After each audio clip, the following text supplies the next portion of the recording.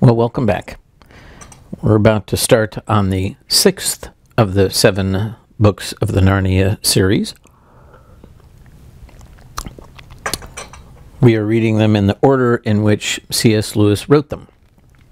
The 6th book is entitled The Magician's Nephew.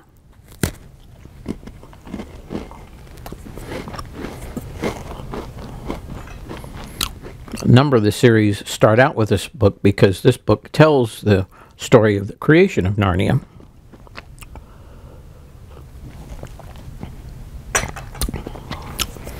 But I've been reading them in the order in which C.S. Lewis wrote them.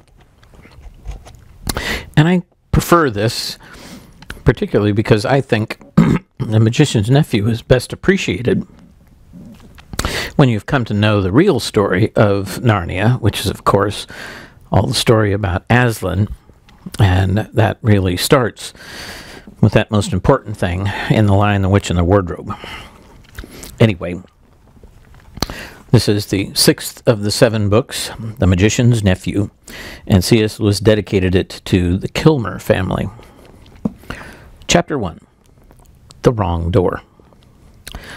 This is a story about something that happened long ago when your grandfather was a child. It is a very important story because it shows how all the comings and goings between our world and the land of Narnia first began. In those days, Mr. Sherlock Holmes was still living in Baker Street, and the Bastables were still looking for a treasure in the Lewisham Road. In those days, if you were a boy and you had to wear a stiff Eton collar every day, and schools were usually nastier than now, but meals were nicer, and as for sweets, I won't tell you how cheap and good they were, because it would only make your mouth water in vain. And in those days there lived in London a girl named Polly Plummer. She lived in one of a long row of houses which were all joined together. One morning she was out back in the garden when a boy scrambled up from the garden next door and put his face over the wall. Polly was very surprised because up until now there had never been any children in that house, but only Mr. Ketterley and Miss Ketterley, a brother and sister, old bachelor and old maid, living together. So she looked up full of curiosity. The face of the strange boy was very grubby. It could hardly have been grubbier if he had first rubbed his hands in the earth and then had a good cry and then dried his face with his hands. As a matter of fact, this was very nearly what he had been doing. "Hello," said Polly. "Hello," said the boy. "What's your name?" "Polly," said Polly. "What's yours?" "Diggory," said the boy. "I say, what a funny name," said Polly. "It isn't half as funny as Polly," said Diggory. "Yes, it is," said Polly. "No, it isn't," said Diggory. "At any rate, I do wash my face," said Polly, "which is what you need to do, especially after—" And then she stopped. She had been going to say, "after you've been blubbering," but she thought it wouldn't be polite. "All right, I have then," said Diggory in a much louder voice, like a boy who was so miserable that he didn't care who knew why he had been crying, or knew that he had been crying.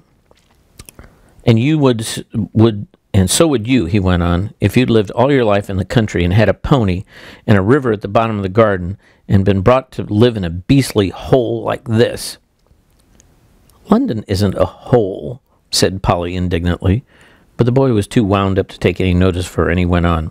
"And if your father was away in India, and if you had come to live with an aunt and an uncle who's mad, who wouldn't like that, and if the reason that was that they were looking after your mother, and if your mother was ill, and if she was going to die." Then his face went all wrong in all shapes, so it does if you're trying to keep back your tears. I didn't know. I'm sorry," said Polly humbly. And then, because she hardly knew what to say, and also to turn Diggory's mind to cheerful subjects, she asked, "Is Mr. Ketterley really mad?" "Well, either he's mad," said Diggory, "or there's some other mystery. He has a study on the top floor, and Aunt Letty says I must never go up there. Well, that looks fishy to begin with. And then there's another thing.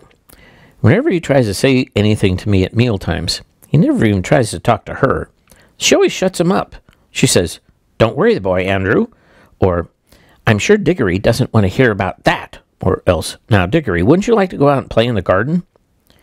"What sort of things does he say?" "I don't know. He never gets very far. But there's more than that.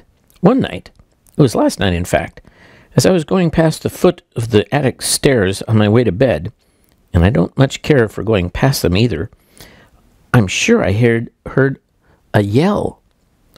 Perhaps he keeps a mad wife shut up there. Yes, I've thought of that. Or perhaps he's a coiner. Or he might have been a pirate, like the man at the beginning of Treasure Island, and be always hiding from his old shipmates." "How exciting," said Polly. "I never knew your house was so interesting." "You may think it's interesting," said Dickory, "but you wouldn't like it if you had to sleep there. How would you like to lie awake listening for Uncle Andrew's step to come creeping around the passage to your room? And he has such awful eyes." That was how Polly and Dickory got to know one another. And as it was just the beginning of the summer holidays and neither of them was going to the sea that year, they met nearly every day. Their adventures began chiefly because it was one of the wettest and coldest summers that had been for years. That drove them to do indoor things. You might say indoor exploration. It's wonderful how much exploring you can do with a stump of a candle in a big house or in a row of houses. Polly had discovered long ago that if you opened a certain little door at the box room attic of her house, you could find the cistern and a dark place behind it to which you could get into with a little careful climbing. The dark place was a long tunnel with a brick wall on one side and a sloping roof on the other. In the roof there were little chunks of light between the slats.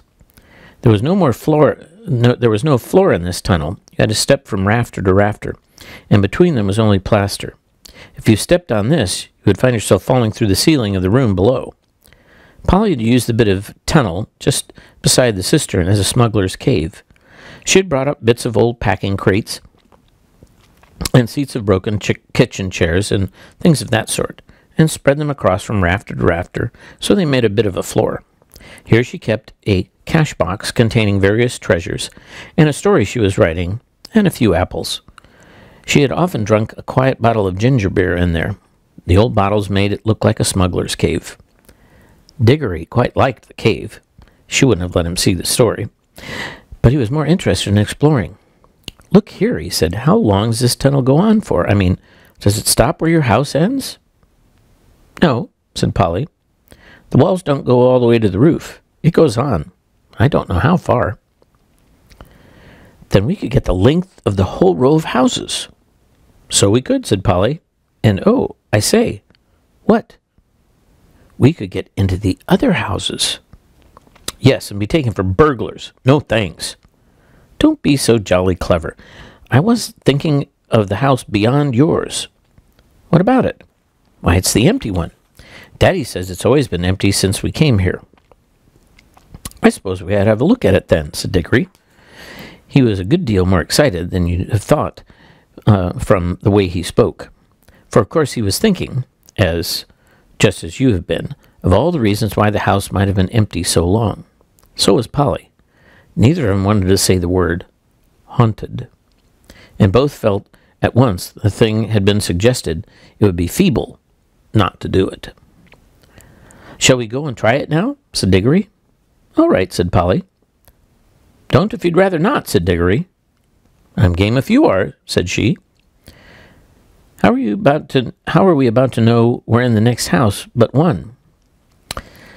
They decided they would go out into the box room and walk across it, taking steps as long as the steps from rafter to rafter. That would give them an idea of how many rafters went to a room. Then they would allow for about 4 more for the passage between the two attics in Polly's house, and then the same number for the maid's bedroom as for the box room. That would give them the length of the house. And then, when they had done that distance twice, they would be at the end of Dickory's house. Any door they came to after that would let them into the attic of the empty house. "But I don't expect it'll be really empty at all," said Dickory. "What do you expect?" "I expect someone lives there in secret, only coming and going out at night with a dark lantern. We shall probably discover a gang of desperate criminals and get a reward. It's all rot to say a house would be empty all those years unless there was some mystery. Daddy thought it must be the drains, said Polly. Pooh. Grown-ups are always thinking of uninteresting explanations, said Diggory. Now that we're talking by daylight in the attic instead of by candlelight in the smuggler's cave, it seemed much less likely that the empty house would be haunted. When they had measured the attic, they had to get a pencil and do a sum. They both got different answers to it at first, and even when they agreed, I'm not sure they got it right. They were in a hurry to start on their exploration. We mustn't make a sound, said Polly, as she climbed in again behind the cistern, because it was such an important occasion, they took a candle each. Polly had a good store of them in her cave.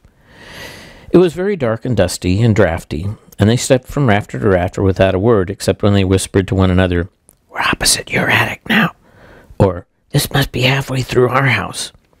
And neither of them stumbled, and the candles didn't go out, and at last they came to where they could see a little door in the brick wall on their right.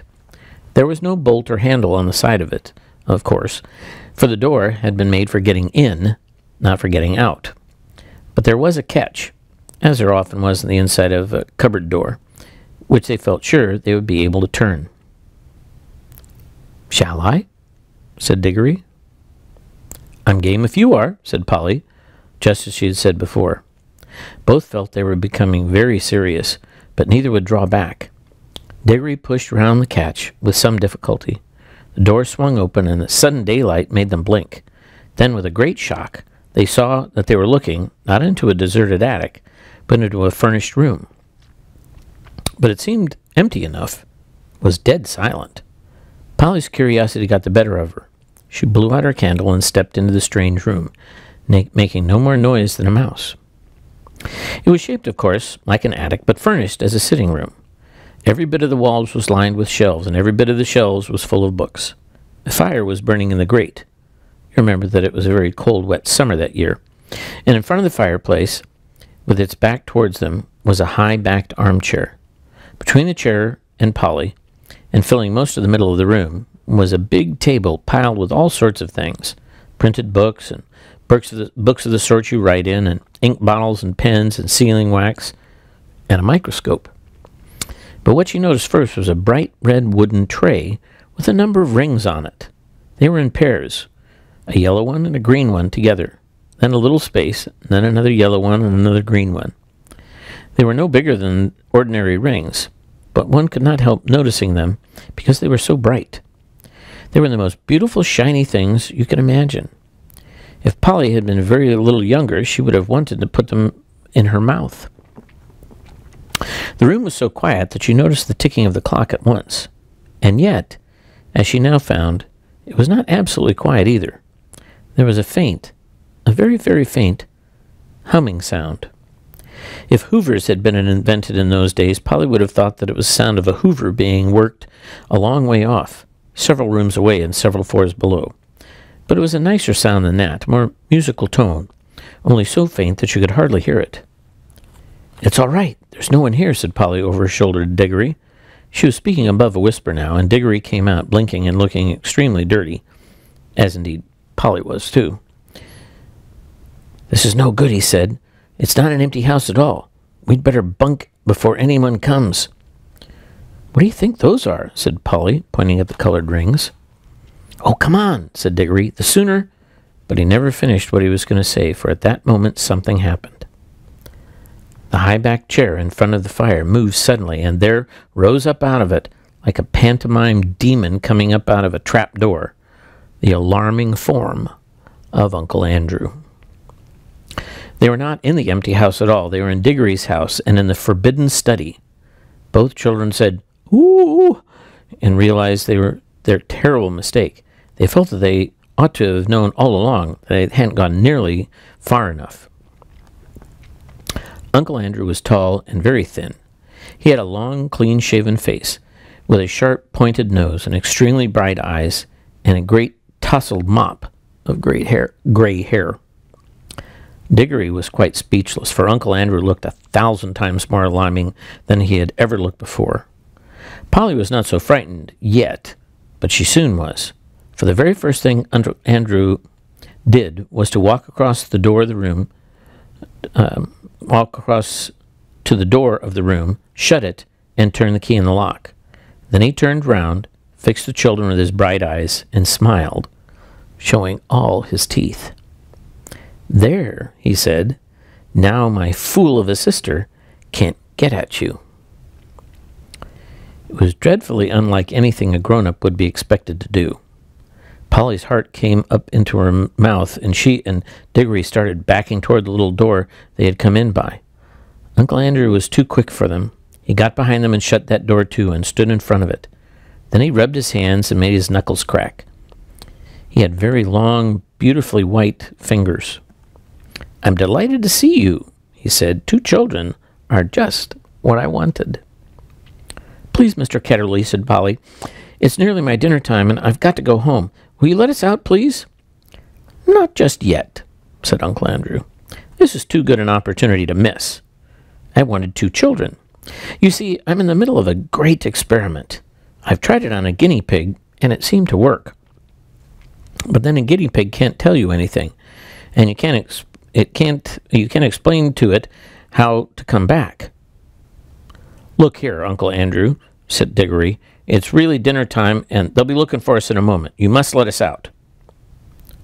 "Must?" said Uncle Andrew. Diggory and Polly glanced at one another. They daren't say anything, but the glances meant, "Isn't this dreadful?" and "We must humor him." "If you let us go for dinner now," said Polly, "we would come back after dinner." "Ah, but how do I know you would?" said Uncle Andrew with a cunning smile. Then he seemed to change his mind. "Well, well," he said, "if you really must go, I suppose you must. I can't expect two youngsters like you to find it much fun talking to an old buffer like me." He sighed and went on. "You've got no idea how lonely I am sometimes. But no matter. Go to your dinner. But I must give you a present before you go. It's not like every day I see a little girl in my dingy old study, especially, if I may say so, such a very attractive young lady as yourself." Polly began to think he might not really be mad after all. "Wouldn't you like a ring, my dear?" said Uncle Andrew to Polly. "Do you mean one of those yellow or green ones?" said Polly. "How lovely!" "Not a green one," said Uncle Andrew. "I'm afraid I can't give the green ones away, but I'd be delighted to give you one of the yellow ones, with my love. Come and try it on." Polly had quite got over her fright and felt sure that the old gentleman was not mad, and there was certainly something strangely attractive about those bright rings. She moved over to the tray. "Why, I declare," she said, "it's that humming noise gets louder here. It's almost as if the rings were making it." "What a funny fancy, my dear," said Uncle Andrew with a laugh. It sounded a very natural laugh, but Diggory had seen an eager, almost greedy look on his face. "Polly, don't be a fool," he shouted. "Don't touch them." But it was too late. Exactly as he spoke, Polly's hand went out to touch one of the rings, and immediately, without a flash or a noise or a warning of any sort, there was no Polly. Diggory and his uncle were alone in the room. And so the adventure begins. See you tomorrow night.